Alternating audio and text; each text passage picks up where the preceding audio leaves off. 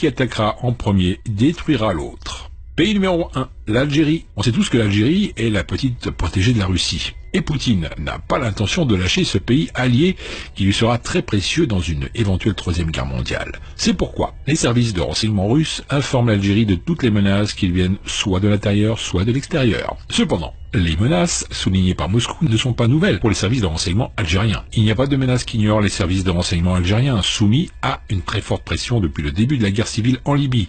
Les forces de sécurité algériennes ont misé sur leur expérience acquise sur le terrain de la lutte antiterroriste. En un temps relativement court, des milliers d'informations et de témoignages de première main ont été analysés et regroupés par les services de la DRS, engagés dans une course contre la montre contre tout genre de menaces. Il faut souligner que la Russie prépare sérieusement l'Algérie pour une troisième guerre mondiale.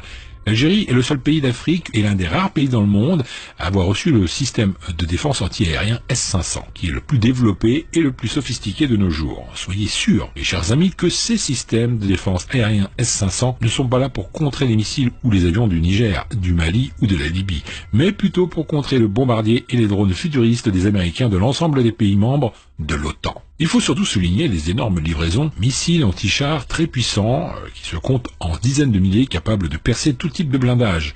Je pense que l'Algérie jouera un jeu majeur dans la région du Grand Maghreb lors de cette nouvelle guerre en approche. C'est tout pour moi les amis aujourd'hui, on arrive à la fin de cette vidéo, partagez-la avec vos amis Facebook, Twitter et les autres réseaux sociaux pour que tout